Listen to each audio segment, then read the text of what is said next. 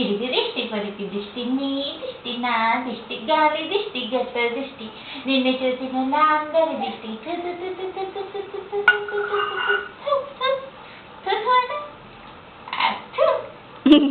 అది నేర్చుకుంటాడు మళ్ళీ తినేటప్పుడు అంటాడు. బస్సు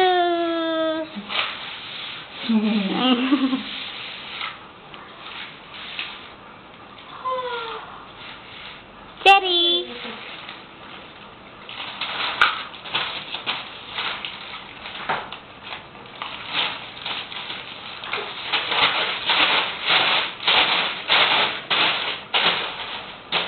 సరే ఇదిగో పడతావు.